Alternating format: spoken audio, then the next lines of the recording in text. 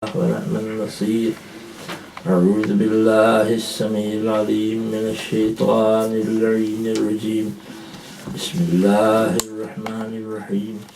الحمد لله رب العالمين بارئ الخلائق أجمعين خالق السماوات والأرضين، ثم الصلاة والسلام على العبد المؤيد والرسول المسدد المصطفى الأمجد المحمود الأحمد حبيب إله العالمين أبا القاسم محمد. اللهم صل على محمد وآل محمد وأجل فرجهم المعشومين المظلومين، لا سيما بقية الله في الأرضين، أرواحنا لتراب مقدمه الفداء الذين أذهب الله عنهم الرجس وطهرهم تطهيرا. اللهم صل على محمد وآل محمد وعجل فرجهم على أعدائهم وقتلتهم وغاصب حقوقهم ومنكر فضائلهم ومناقبهم من الآن إلى قيام يوم الدين. رب اشرح لي صدري ويسر لي أمري واحلل عقدة من لساني يفقهوا قولي. أما بعد، فقد قال رسول الله صلى الله عليه وآله وسلم: اللهم صل على محمد وآل محمد. الحسن والحسين إمامان قاما أو قعدا، صدق رسول الله صلى الله عليه وآله وسلم. صلوات. اللهم صل على محمد وآل محمد. In these some nights we have been discussing the reason why I selected this hadith in which the Holy Prophet sallallahu alaihi wasallam mentions the names of Imam al-Hasan and Imam al-Hussein, and the role of Imam al-Hasan and the role of Imam al-Hussein in the same hadith. And we said that the reason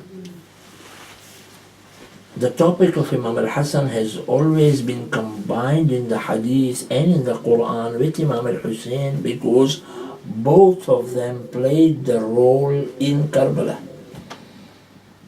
The foundation was laid by Imam al-Hasan and the second phase was taken over by Imam al-Hussein.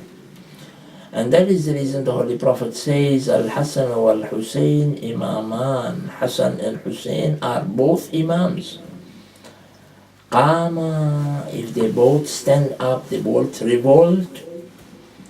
Aw qa'ada, or they both make peace. And that is what up till yesterday we discussed, that how the period of imamat of both the imams is the same. How the period of revolution of Imam al-Hasan and Imam al-Hussein is the same.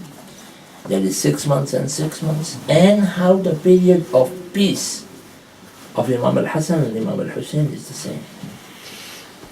And we also discussed the reason that why Imam al-Hussein, when he knew that he would be sacrificed and he would be massacred in Karbala, why did he go towards his death? That was yesterday. And of course we say that there are different hadiths where the Holy Prophet has always mentioned Al-Hasan and Al-Hussein. And whatever priorities Imam Al-Hasan received, Imam Al-Hussein received the same priorities. The two children did a writing competition, Imam Al-Hasan and Imam Al-Hussein, in childhood. They came to the Holy Prophet and they showed him, Ya Rasulullah, O grandfather, can you tell us whose handwriting is the best? The Holy Prophet said, go to your father, Amir al-Mu'minin. They both went to Amir al-Mu'minin. Amir al-Mu'minin said, your mother is the best to judge, you better go there. that this story actually shows us that whenever there is some competition between the kids, the mother will be the best judge. So neither the grandfather has to decide, neither the father has to decide, let the mother decide. Because the children are always more attached to the mother, and they will appreciate the decision of the mother more than the father or the grandfather anyway. They both went to the mother. She looked at Imam al-Hassan and she looked at al-Hussein, and she knew both were the pearls. She said, all right, I have a necklace with 7 beads. I'll break the necklace, and and I'll just throw the beads on the ground. Whoever collects most beads is the winner. His writing is the best. Both the children started collecting, and each collected 3. Only 3. Where did the 7th one go? The last one. Jibreel came. He broke the bead into half, so that Al-Hassan got half of the bead and Al-Hussein carried half of the bead. آوازیں بلند ہے صلوات اللہم صلی علی محمد وآل محمد. To that extent, Almighty Allah has kept Al-Hassan and Al-Hussein together. So the role of, we discussed in detail, I'm not going to repeat, we discussed in detail that the role of Imam al-Hassan and Imam al-Hussein, how important was it in Karbala. Though the role of Imam al-Hussein appears to be active, while Imam al-Hassan's role does not appear at all, but it is a passive role, it's a foundation role which we discussed. But there are certain places where Imam al-Hassan is not mentioned in the hadith with Imam al-Hussein. There are certain priorities that Imam al-Hussein has received. And one of them is the hadith of Arsh, hadith Qudsi. This hadith al-Qudsi is very popular. We normally hear that hadith. And the hadith is إن الحسين مصباح الهدى وسفينة النجاة. Undoubtedly, Hussein is the lantern of guidance. وسفينة النجاة, and the ark of salvation, the ship of salvation. This hadith, the Holy Prophet, when he went for Mi'raj, when he went to Arsh, now there are skies and there is Arsh. Arsh is the throne of Almighty Allah. Almighty Allah says in the Holy Quran about the throne, وَسِعَ كُرْسِيُّهُ السَّمَاوَاتِ وَالْأَرْضِ. The throne of Almighty Allah extends, it expands beyond the skies and the earth.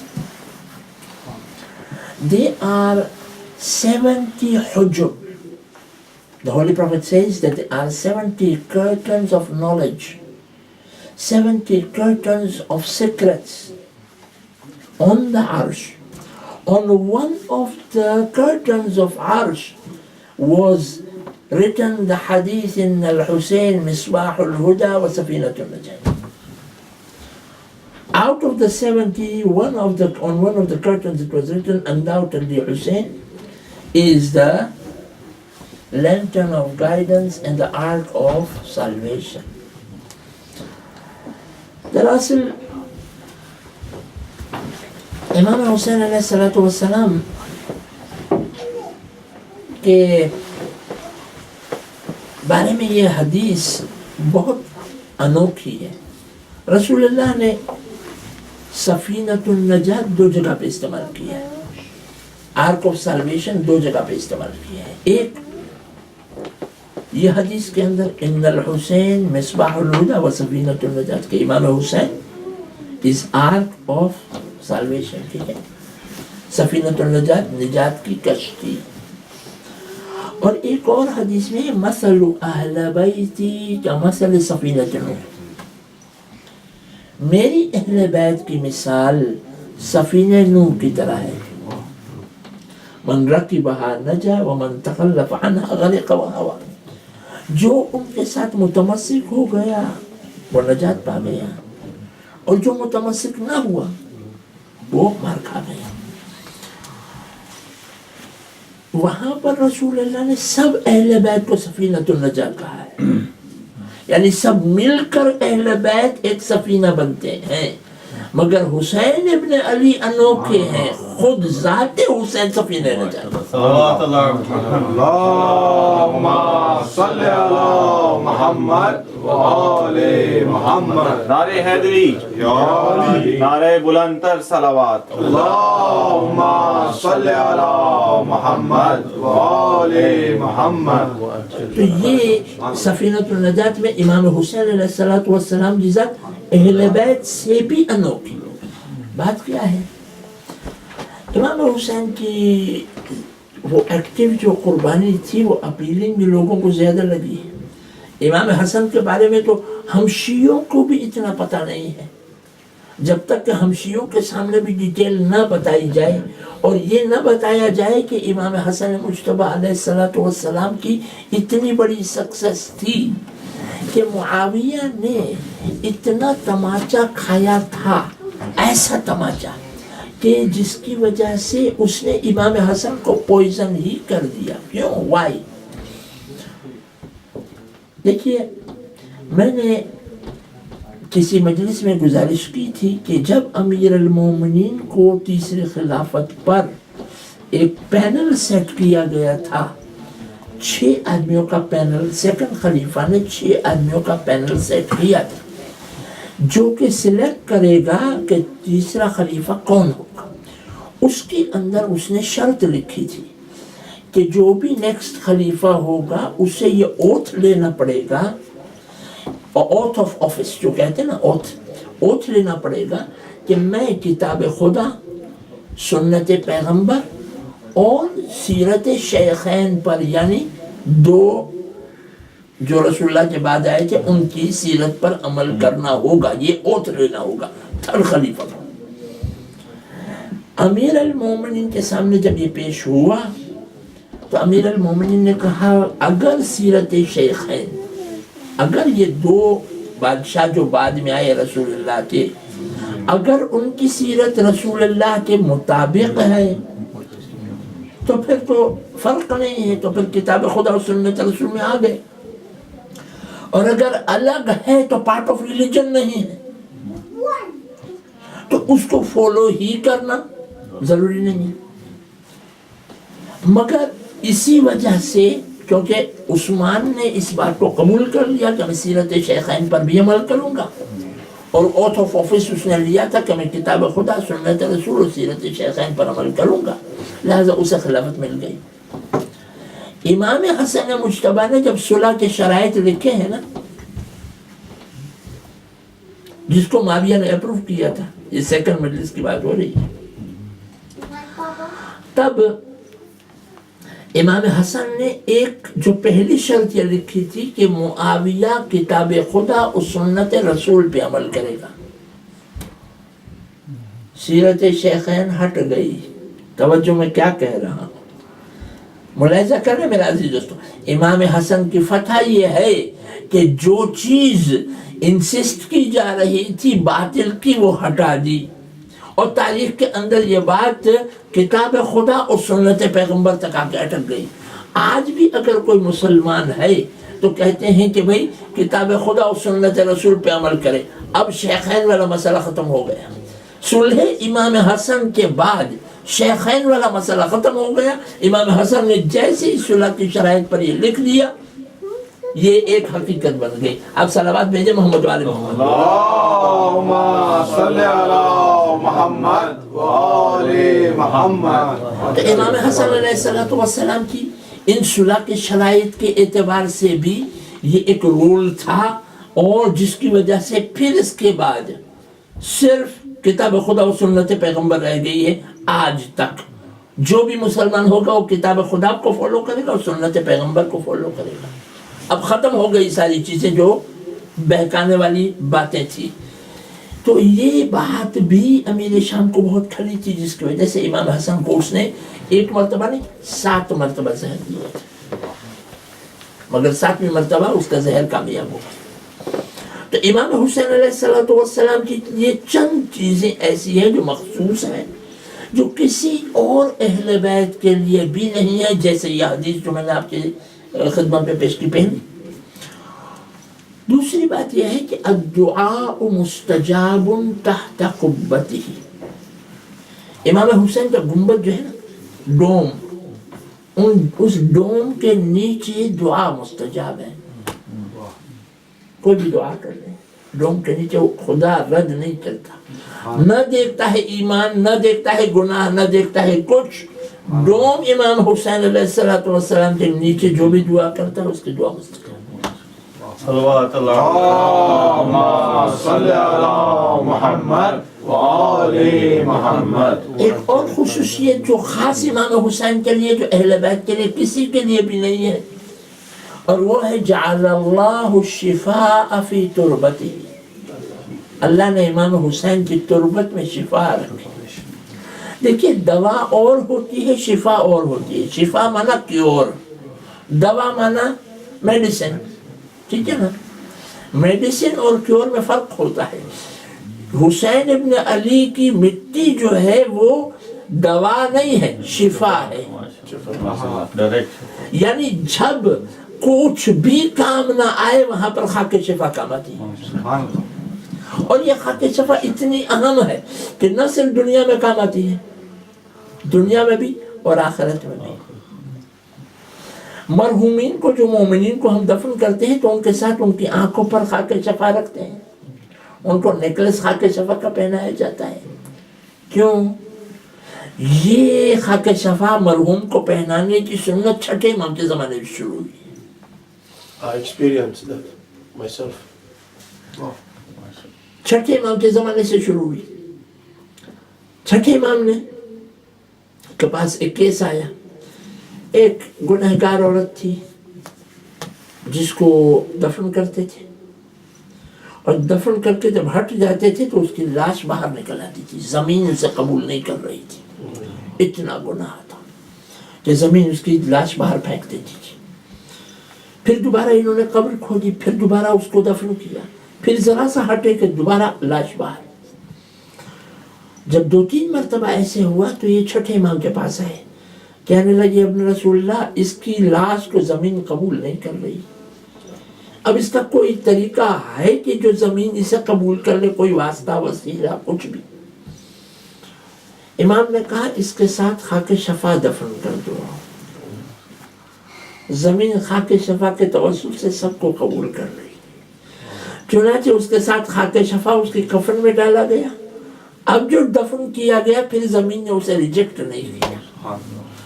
معلوم یہ ہوا کہ خاک شفا جو ہے صرف دنیا میں شفا نہیں ہے۔ اللہ اکبر، جعل اللہ الشفاء فی تربتہ۔ حسین ابن علی کی جو خاک ہے، دیکھیں حسین ابن علی کی ذات نہیں، اس خاک میں شفا ہے، تو وہ ذات کیسی ہوگی جس کی مٹی میں شفا ہے؟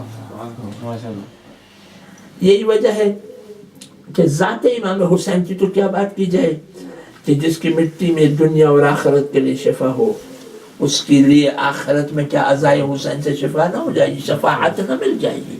آپ صلوات بھیجیں محمد والے محمد۔ اللہم صلی علی محمد وآل محمد۔ روایت میں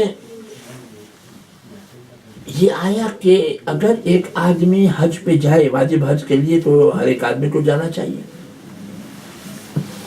زندگی میں ایک مرتبہ واجب ہوتا ہے، ایک آدمی کے پاس اگر پیسے ہوں تو زندگی میں ایک مرتبہ حج واجب ہے، جو افورڈ کر سکتا ہے۔ کبھی کسی نے مجھ سے کہا کہ ہمارے پر مورگیج ہے، جب تک ہمارا قرضہ نہ اتر جائے تب تک ہم نہیں جا سکتے ہیں۔ ہم نے کہا یہ ایسی بات نہیں ہے، مورگیج ڈیو ڈیٹ پر آپ پیمنٹ کرتے رہتے ہیں، اور آپ کے پاس اگر سیونگ ہے اور ایکسپینسز ہیں تو آپ کو حج پہ جانا واجب ہے۔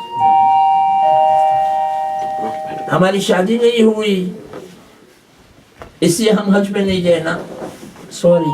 आपके पास अगर इतना पैसा है कि आप जाके वापस आ सकते हैं तो बिल्कुल जाना वाजिब है, बिल्कुल जाना वाजिब है। शादी बाद में थोड़ा सा तो हज के बारे में तो आप जानते हैं कि जो भी हज पे जाता है तो वो ऐसे पाक होके आता है हज से जैसे अभी पैदा हुआ।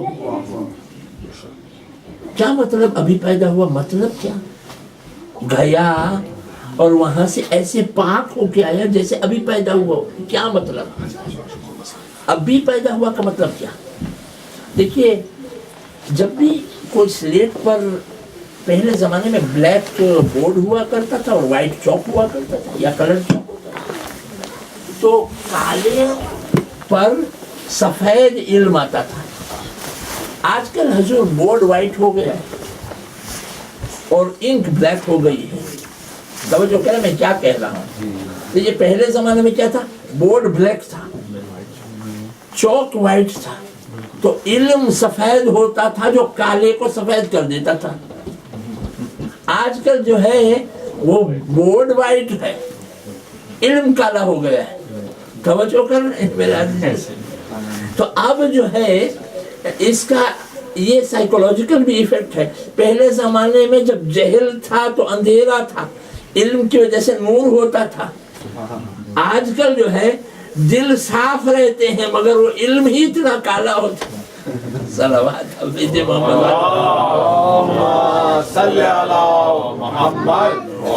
पहले थोड़ा इल्म होता था फिर भी नूर ज्यादा होता था, आज ज्यादा इल्म है फिर भी काले का काला ही है। अच्छा, वो व्हाइट बोर्ड को आप जरा सा साफ कर दीजिए तो उसमें मार्क नजर आते हैं, नजर आते हैं कि नहीं आते? तो ऐसे ही जैसे हमारे गुनाह होते हैं ना, तो हमारे गुनाह भी लिखे जाते हैं। जब हम माफी मांगते हैं ना तौबा, तो रब होते हैं। अच्छा, जब रब होते हैं तो उसके मार्किंग्स रह जाते हैं, उसके वो जो मार्क्स रह जाते हैं, वो पेन का लिखा हुआ वो मार्क रह जाता है। वो डर्टी थोड़ा रहता है ना, पाक हो जाता है मगर उसके निशान रह जाते हैं। जब आदमी हज पे जाता है तो ऐसे पाक हो जाता है कि वो निशानी भी नहीं रहती। इसका मतलब है कि जैसे पैदा हुआ, ये पैदा हुआ का मतलब बिल्कुल क्लीन स्लेट होता है। 6 months तक खुदावंद आलम इसको क्लीन स्लेट रहने देता है।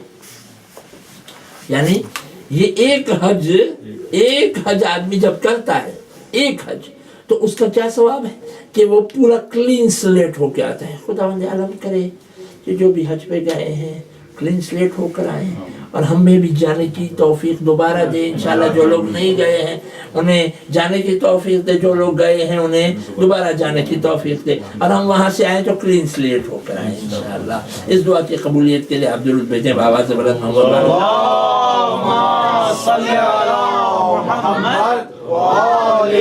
मोहम्मद। एक आदमी छठे इमाम के पास आया, कहने लगा इब्न रसूलल्लाह मैं सफर पे जा रहा हूँ।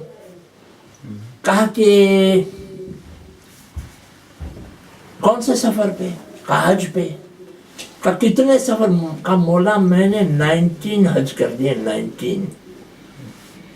19 में हज में जा रहा हूँ। इमाम ने कहा एक और हज कर ले, 20 हज कर ले। कहा इब्न रसूलल्लाह आप क्यों इंसिस्ट करते मैं 20 हज करूं? इमाम ने कहा बिकॉज 20 हज इज इक्वल टू 1 ज़ियारत ऑफ अबा अब्दुल्लाह अल हुसैन।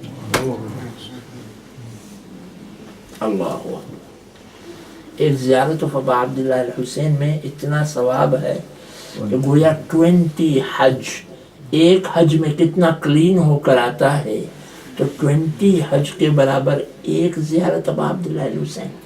ये फख्र जो है ये सिर्फ हुसैन इब्न अली के लिए है। ये कमाल सिर्फ इमाम हुसैन अलैहिस्सलातु वस्सलाम के लिए है। इसीलिए रवायत में ये है कि अरफा के मैदान में खुदावंद आलम रहमत की निगाह करता है, मगर सबसे पहले ज़वार अबा अब्दुल्लाह अल हुसैन पर निगाह करता है रहमत की, फिर अपने मेहमानों को। परवरदिगारा क्यों? का इसलिए कि हुसैन इब्न अली ने वो कुर्बानी दी है। अगर ये कुर्बानी न देते तो अरफा भी ना रहता। یہ قربانی نہ دیتے تو حج بھی نہ رہتا، یہ قربانی نہ دیتے تو گناہوں کی معافی کا سلیٹ خالی ہونے کا طریقہ ہی نہ معلوم ہوتا۔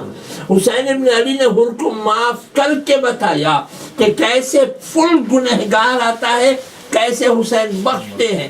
ایک لمحہ جہنم میں ہوتا ہے، دوسرے لمحہ السلام علیک یا حر ابن یزید الریاحی ہوتا ہے، اور پھر اتنا ہی نہیں بلکہ بی ابی انت و امی ہو جاتا ہے، میرے ماں باپ بھی تم پر فدا ہو جائیں۔ اب جتنے بھی لوگ آئیں گے حر کی زری کے لیے، حر کی زیارت پڑھیں گے تو کیا کہیں گے؟ بی ابی انت و امی، آپ پر میرے ماں باپ فدا ہو جائیں، میرے ماں باپ قربان ہو جائیں۔ آپ سوچئے ایک لمحہ، صرف ایک توبہ، اس سے بڑا گنہگار کوئی تھا حر سے؟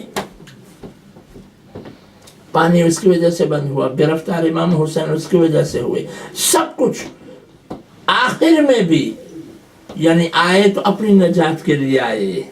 اگر ہمارے پاس کوئی جہنم سے بچنے کے لیے کوئی ہمارے پاس آتا ایسے وقت میں تو ہم کہتے اب اپنی نجات کی بات آئی تو اب ہمارے پاس آئے ہو، اب جاؤ جہنم میں جاؤ۔ مگر حسین ابن علی نے کہا نہ، تو ایک مرتبہ آیا ہے، ہم تجھے اپنی مرضی کے لیے، اپنی جنت کے لیے آیا، کوئی بات نہیں، ہم تجھے گلے سے لگا لیں گے، تجھے شرمندہ بھی ہونے نہیں دیں گے۔ یہ حسین ابن علی کا، اس لیے امام حسین علیہ السلام کی ذات انوکھی۔ یہی وجہ ہے آپ دیکھیں گے کہ حبیب ابن مظاہر اس بات کو بہت گہری طریقے سے جانتے تھے، بہت گہرائی سے۔ روایت میں یہ ہے کہ ایک مرتبہ رسول اللہ گزر رہے تھے، دیکھا کہ چند بچے کھیل رہے ہیں، ان میں ایک بچے کو رسول اللہ نے اٹھا کر سینے سے لگایا، پیار کیا، بوسہ دیا۔ صحابیوں نے کہا یا رسول اللہ اس بچے کو آپ نے کیوں منتخب کیا؟ تاکہ یہ بچہ میرے حسین سے بہت محبت کرتا ہے۔ کہا کیسے؟ کہا میں نے دیکھا کہ جب بھی حسین چل رہے تھے تو حسین کے قدموں کی خاک کو یہ بچہ سرما بناتا تھا، اپنے سر سے لگاتا تھا، اپنے سینے سے، آنکھوں سے لگاتا تھا۔ اور حبیب ابن مظاہر کی محبت تو بڑی مشہور ہے۔ روایت یہ ہے کہ رسول اللہ کی شہادت کے بعد مظاہر نے یعنی حبیب کے والد نے امیر المومنین کو دعوت دی تھی، گھر پہ کھانے پہ بلایا تھا۔ حبیب ابن مظاہر اتنے عاشق تھے امام حسین علیہ السلام کے کہ اس بچپن کے دوست کو دیکھنے کے لیے چھت پہ چڑھ گئے کہ ابھی وقت آ رہا ہوگا، ابھی میرا آقا آتا ہوگا، بس اس انتظار میں کہ میرا آقا آتا ہوگا چھت پہ چڑھ گئے اور انتظار کرتے رہے کہ کب میرا آقا حسین آ رہا ہے۔ بہت دور سے اس نے دیکھا امیر المومنین بھی چلے آ رہے ہیں، امام حسن بھی چلے آ رہے ہیں، امام حسین بھی چلے آ رہے ہیں، یہ دونوں چھوٹے چھوٹے تھے، حبیب ابن مظاہر بھی چھوٹے تھے۔ بھائی ایک مرتبہ حبیب ابن مظاہر سے رہا نہ گیا، بھائی ایک مرتبہ جیسے دوڑے کہ وہ گھلے سے لگ جائیں امام حسین کے، انہیں احساس بھی نہ ہوا کہ چھت پہ کھڑے ہیں، وہ چھت سے گرے ہیں اور وہیں پر ان کا انتقال ہو گیا۔ مظاہر نے جب دیکھا کہ یہ بات ہو گئی، اس نے جلدی سے لاش کو لپیٹ کر حجرے میں ڈال دیا، دوسرے کمرے میں ڈال دیا۔ اپنی زوجہ سے کہا دیکھو جب تک امیر المومنین کی دعوت ختم نہ ہو جائے تب تک ہمیں بتانا نہیں ہے کہ ہمارا بیٹا مر گیا ہے۔ کہا ٹھیک ہے، مومنہ تھی، اس نے ایک مرتبہ کہا کوئی بات نہیں۔ جلدی جلدی امیر المومنین جب تشریف لائے، جلدی جلدی مظاہر نے کھانا لگا دیا، یا امیر المومنین بسم اللہ، یا ابن رسول اللہ آپ بھی کھانا کھائیے۔ امام حسین نے ہاتھ بڑھانے سے انکار کر دیا۔ کہا بیٹا کیا بات ہے، آپ کیوں ہاتھ نہیں بڑھاتے؟ کہا کہ جب تک میرا حبیب نہیں آئے گا تب تک میں کھانا نہیں کھاؤں گا۔ جو بھی حسین سے عشق کرتا ہے حسین اسے چھوڑتے بھی نہیں۔ کہنے لگے کہ جب تک میرا حبیب نہیں آئے گا۔ اب وہ مظاہر کیا کرے حبیب کے والد، گھبرا کے کہنے لگے ابھی ابھی باہر گیا ہوگا، کھیل رہا ہوگا، تھوڑی دیر میں آ جائے گا، آپ کھانا تو شروع کریں۔ امام حسین نے کہا نہ، جب تک حبیب نہ آئے گا تب تک میں ہاتھ نہ بڑھاؤں گا۔ ان کو دیکھ کر امام حسن نے ہاتھ نہ بڑھایا اور امیر المومنین نے بھی ہاتھ نہ بڑھایا۔ حبیب کہاں ہے، حبیب کو بلاؤ۔ مظاہر نے کہا بہت اصرار کیا، پھر اس کے بعد جب امیر المومنین کا اصرار بڑھ گیا تو مظاہر نے رو کر کہا کہ ابھی ابھی چھت سے گرا آپ کو دیکھ کر اور مر گیا ہے۔ تو امیر المومنین نے کہا تو نے اب تک کیوں بتایا نہیں مظاہر، اتنی بات ہو گئی اور تو نے بتایا ہمیں نہیں، کل لے جاؤ، کہاں ہے حبیب کی لاش؟ تو چنانچہ حجرے میں لے گئے اور حبیب کی لاش سے وہ چہرے پر سے کپڑا ہٹایا۔ امیر المومنین نے اس کا ہاتھ تھام کر کہا حبیب سو رہے ہو، ہم آئے ہیں، استقبال بھی نہیں کرو گے؟ اور یوں کہتے کیا ہے وہ اٹھے ہیں اور کہا السلام علیکہ یا امیر المومنین، قدموں میں حسین ابن علی کے گر گئے، آقا آپ کا شکریہ، آپ نے مجھے بلا لیا، اپنے دعوت میں آپ نے مجھے اپنے ساتھ کر لیا۔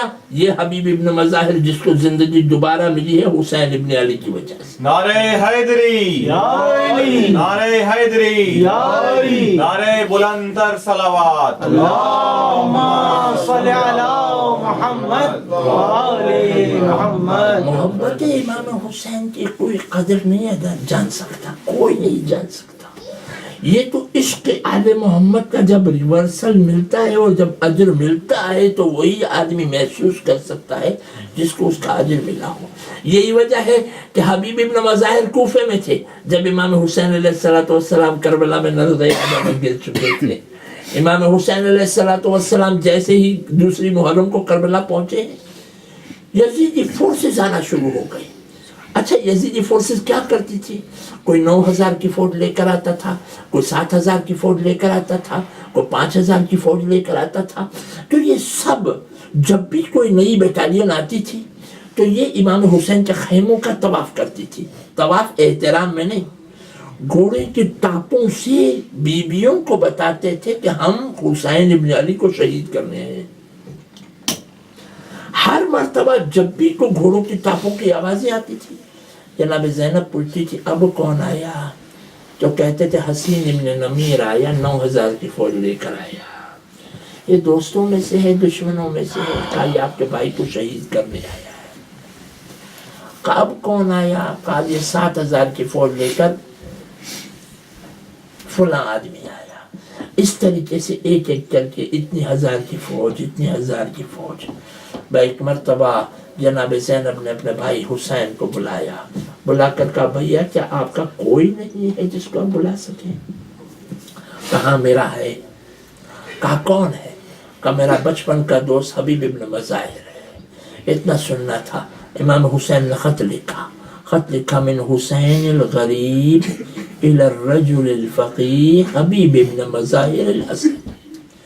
حسین بے وطن کی طرف سے یہ خط جا رہا ہے حبیب کی طرف، فقیہ کی طرف، حبیب ابن مظاہر کی طرف۔ اور امام حسین نے لکھا میں نرغ عادہ میں کربلا میں گر چکا ہوں، اگر مناسب سمجھو تو میری مدد کو آؤ۔ ادھر خط بند کرنا چاہا، بہن نے پوچھا بھیا کیا خط بند کر دیا ہے؟ کہا نہیں بہنا کچھ لکھنا ہے۔ کہاں لکھو العجل العجل، ارے جلدی کرو کہیں دیر نہ ہو جائے، کہیں میرا ماں جائے مارا نہ جائے، العجل جلدی کرو، نرغ عادہ میں گر چکے ہیں اے حبیب۔ میں ایک مرتبہ ادھر قاصد خط لے کر گیا، ادھر کھانے پر دسترخوان پر بیٹھے ہوئے حبیب ابن مظاہر تناول کر رہے تھے، لقمہ گلو گیر ہوا کہ ایک مرتبہ کہا کوئی قاصد آیا چاہتا ہے۔ اب یہ بات چل رہی تھی کہ دروازے پر دستک ہوئی، کمن علی الباب، دروازے پر کون ہے؟ کہا انا برید الحسین، میں حسین کا قاصد آیا ہوں۔ اتنا سننا تھا، حبیب نے کھانا چھوڑ دیا، جلدی سے دروازے پر پہنچے، دروازے کو جلدی سے کھولا، بچپن کے دوست کا، زمانے کے امام کا خط آیا۔ میں ایک مرتبہ جیسے ہی خط لیا دونوں ہاتھوں سے لیا، آنکھوں سے لگایا، سر پہ رکھا، سینے سے لگایا، بوسا دیا، جب کھول کے دیکھا تو آنسو ٹپک پڑے، جب اللہ جل دیکھا تو سمجھ گئے حسین بچنے والے نہیں ہیں۔ میں ایک مرتبہ اپنے آنسوؤں کو پوچھ کر اس خط کو جیب میں رکھا، آ کر اپنے زوجہ کے ساتھ کھانے پر بیٹھ گئے۔ زوجہ نے پوچھا کون تھا، کس کا خط آیا ہے؟ کہا یہ امام حسین کا خط آیا ہے۔ کہ امام حسین نے کیا لکھا ہے، کہ امام حسین نے مدد کے لیے بلایا ہے، کہ پھر تو نے کیا سوچا ہے حبیب کیا کرے گا؟ کہا کہ وہ دونوں شہزادوں کی، یہ امام حسین بھی نبی کے نواسے ہیں اور یہ بنو امیہ ہیں، ان کی جنگ ہے، ان میں پڑھنا نہیں چاہتا ہوں۔ ایک مرتبہ اس مومنہ کو غصہ آیا، اٹھی اپنی ردا کو سر سے اتارا، کہنے لگی اے حبیب یہ ردا تو اپنے سر پہ رکھ لے، میں حسین کی مدد کو جاؤں گی، فرزند فاطمہ تجھے مدد کو بلا رہا ہے اور تو جانے کا انکار کر رہا ہے۔ ایک مرتبہ حبیب مسکرائے، کہنے لگے مومنہ میں تیرا امتحان لے رہا تھا، اے مومنہ اگر میں جاؤں گا تو بیوہ ہو جائے گی۔ کہا میں بیوہ ہو جاؤں کیا حسین کی مدد نہ کرے گا؟ جا حبیب جا، حسین کی مدد کے لیے جا۔ چنانچہ حبیب نے اپنے غلام کو بلایا اور غلام سے کہا جاؤ کوفے کے باہر میرا انتظار کرو، کوفے کے پورا شوق ماحول ہے، اس میں سے آہستہ آہستہ چھپ چھپ کے تم جو ہے کوفے کے باہر پہنچ جاؤ اور میں آہستہ آہستہ پہنچ جاؤں گا تاکہ میں امام حسین کی نصرت کے لیے جا سکوں۔ میں ایک مرتبہ حبیب کے آنے میں دیر ہو گئی، تو جیسے ہی حبیب گھوڑے کے پاس پہنچ رہے تھے دیکھا کہ غلام اسب وفادار کے کان میں کہہ رہا ہے اسب وفادار گھبرا نہیں، اگر تیرا آقا نہیں آیا تو میں سوار ہو کے حسین کی مدد پہ جاؤں گا۔ وہ حبیب کا دل بھر آیا، کربلا کا رخ کر کے کہنے لگا اے غریب حسین ایسے مظلوم ہو کہ غلام بھی آپ کی مدد کو ترس رہے ہیں۔ میں ایک مرتبہ غلام سے کہا غلام تو آزاد ہے، اب تو جا سکتا ہے اپنے گھر، میں حسین کی مدد کو چلا۔ غلام نے کہا نہ، آج تک میں آپ کی غلامی کرتا رہا، اب جب جنت میں جانے کا وقت آیا ہے تو اکیلے جاؤ گے؟ ہرگز نہیں، مجھے بھی آقا حسین کے پاس لے جاؤ۔ چنانچہ غلام بھی ساتھ گیا ہے۔ حبیب ابن مظاہر چلے ہیں یہاں سے، وہاں پر امام حسین انتظار کر رہے ہیں۔ جب کوفے کی طرف سے گرد اٹھی ہے تو ایک ہلچل مچ گئی امام حسین کے خیموں کے اندر۔ پھر اس کے بعد جیسے ہی گرد پھٹی ہے تو دیکھا حبیب ابن مظاہر آئے ہیں، کبھی عباس چلے گئے استقبال کے لیے اور علی اکبر چلے گئے استقبال کے لیے، امام حسین استقبال کے لیے پہنچ گئے۔ حبیب ابن مظاہر نے اپنے گھوڑے سے اتر کر امام حسین کے قدموں میں سر رکھا، کہا آقا آپ نے کیوں زحمت کی ہے؟ امام حسین خیمے میں جیسے ہی حبیب ابن مظاہر کو لے کر آئے ایک خوشی کی لہر دوڑ گئی کہ خیمہ حسین ابن علی میں آج پہلی مرتبہ تکبیر کی آواز بلند ہوئی۔ جیسے تکبیر کی آواز بلند ہوئی جناب زینب نے پوچھا آج خوشی کی کیا خبر ہے جو تکبیر کی آواز گونج رہی ہے؟ کہا بی بی حسین کے بچپن کا دوست آیا ہے۔ رب کے جناب زینب نے کہا اے فضا جاؤ حبیب کو میرا سلام کہہ دو، اتنا سننا تھا حبیب کے پاس آئی، حبیب شہزادی تجھے سلام کہہ رہی ہے۔ حبیب نے سر و سینہ پیٹ لیا، ارے شہزادیوں پر کیسا وقت آ گیا جو آل محمد کی شہزادیاں غلاموں کو سلام بھیج رہی ہے۔ حبیب ابن مظاہر عاشور کے دن تیار ہو رہے تھے کہ ایک مرتبہ نماز کا وقت ہونے لگا ظہر کا، تو اس وقت امام نے کہا حبیب جاؤ ان لوگوں سے کہہ دو کہ ہم کو تھوڑا وقت چاہیے اور ہم نماز پڑھیں گے۔ چنانچہ حبیب ابن مظاہر گئے تو ایک گستاخ نے کچھ گستاخی کی امام حسین کی ذات میں اور کہنے لگا جتنی نمازیں پڑھو گے کوئی قبول نہیں ہوگی۔ حبیب ابن مظاہر نے جیسے ہی گستاخ سے یہ جملہ سنا مڑ کے امام حسین سے کہا آقا اب ظہرین کی نماز آپ کے جد کے پیچھے جنت میں ہوگی، اور فوراً حملہ کر دیا کہ تاکہ امام حسین نماز پڑھیں اور حبیب جنگ کرتے رہے۔ امام حسین علیہ السلام نے نماز شروع کی، حبیب جنگ کرتے رہے، دشمنوں کو انگیج کرتے رہے، یہاں تک کہ ادھر امام نے کہا السلام علیکم ورحمت اللہ وبرکاتہ، ادھر مقتل سے آواز آئی السلام علیکہ یا ابن رسول اللہ۔ حبیب گھوڑے سے زمین پر آ گئے، امام حسین علیہ السلام اپنے بچپن کے دوست کے سرحانے پہنچے. اے حبیب، ارے تو نے جان نثار کر دی حبیب. میں ایک مرتبہ مسلم ابن اوسجا وہاں کھڑے تھے. انہوں نے کہا حبیب میں جانتا ہوں تھوڑی دیر میں تیرے پاس آیا چاہتا ہوں، مگر کوئی وصیت ہے تو بتا دے. تو اس نے ایک مرتبہ حبیب نے اشارہ کیا امام حسین کی طرف، کہنے لگا مسلم ابن اوسجا، حسین ابن علی پر اپنی جان نثار کرنا، ان کو اکیلے نہ چھوڑ دینا. اس حبیب ابن مظاہر کی اتنی عظمت تھی کہ امام سجاد علیہ السلام نے جب حبیب کو دفن کرنا چاہا تو سب شہداء کو ایک جگہ پہ گنج شہیدہ میں دفن کیا، مگر حبیب ابن مظاہر کی قبر کو ایسے رکھا کہ جیسے دروازے پر کوئی سپاہی کھڑا ہو. آج بھی حسین کی زیارت پہ جائیے تو پہلے حبیب کی قبر آتی ہے. اے حبیب کیا اجازت دیتے ہو ہم حسین کی زیارت پہ جائیں؟ جب حبیب کی زیارت ہو جاتی ہے تو حسین کی زیارت پہ پہنچتے ہیں. ماتم حسین. یا حسین، یا حسین، یا حسین.